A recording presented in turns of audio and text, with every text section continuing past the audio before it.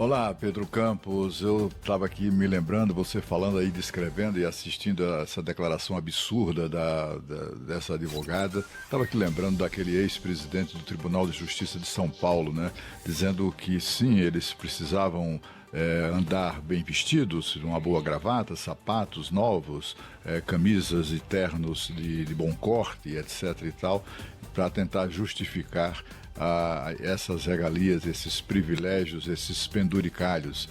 Ora, cada um de nós tem que se virar para se vestir, né, adequadamente e não precisamos, não tem porquê magistrados que já são tão bem remunerados pretender que o cidadão pague, por exemplo, a prestação do seu carro particular, do seu automóvel particular.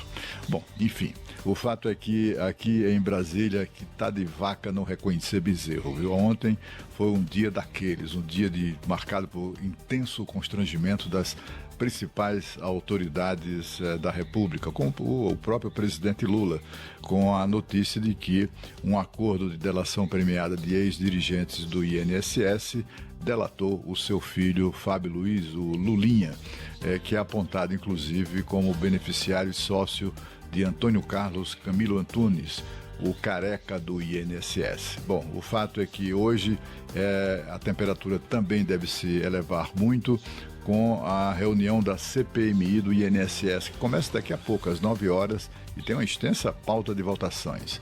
Vão votar 87 requerimentos de quebra de sigilo, requerimento de convocações, aquela coisa que movimenta toda a CPI. Nesse caso da CPMI do INSS, o que se espera é exatamente a presença forte da tropa de choque de Lula, que foi acionada e deve fazer o diabo para impedir a quebra dos sigilos do Lulinha, exatamente em razão de tudo que consta contra ele. No ano passado, a CPMI tentou convocar Lulinha, tentou quebrar seus sigilos, mas essa tropa de choque fez o diabo e conseguiu impedir que isso acontecesse, né?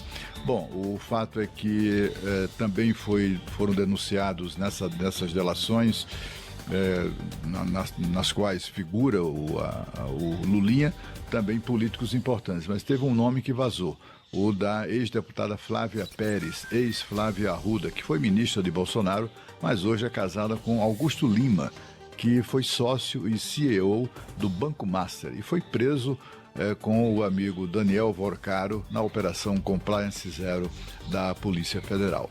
Aqueles que delataram Lulinha e Flávia Arruda e também outros políticos são o procurador-geral do INSS Vigílio Oliveira Filho e o ex-diretor de benefícios André Fidelis. Os dois estão presos, assim como está preso o careca do INSS, que, como se sabe, negocia um acordo de delação premiada. Se esse camarada abrir a boca, capaz de derrubar aquela metade da República que eventualmente escape das consequências devastadoras do caso Banco Master, que ainda estão por vir.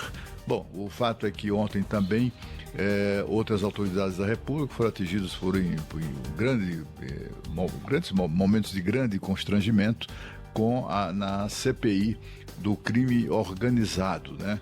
Que parece perder um pouco o foco, onde houver ali uma possibilidade de holofotes, mas também possibilidade de investigação de pistas que levem aos responsáveis pelas organizações criminosas. Eles estão convocando todo mundo, né? E ontem aprovaram a convocação dos dois irmãos do ministro Dias Toffoli para prestar depoimento nessa CPI do crime organizado.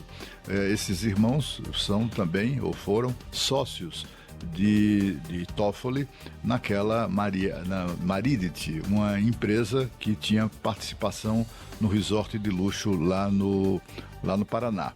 E o detalhe é que eles foram convocados e, portanto, são obrigados a comparecer. Mas também a CPMI aprovou requerimentos de convites a figuras como o próprio Dias Toffoli e também o ministro Alexandre de Moraes, assim como a sua esposa, a advogada que firmou o contrato espantosamente elevado de 129 milhões de reais para prestar serviços advocatícios que não foram prestados, aparentemente. a Daniel Vorcaro, do Banco Master. Esses estão convidados, mas no caso da advogada esposa de Alexandre de Moraes, tem uma particularidade. Ela, como é convite, ela pode até não comparecer, mas não comparecendo, ela fica sujeita, eventualmente, a um requerimento, a aprovação de um requerimento de convocação. Aí ela será obrigada a ir.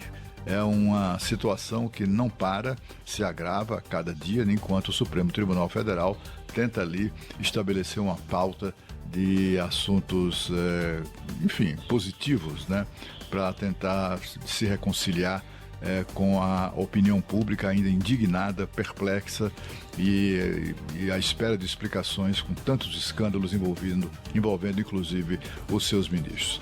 Hoje vai ser mais um dia movimentado, assim como também a cena internacional continua muito movimentada também, e sobre isso nos fala Sônia Blota.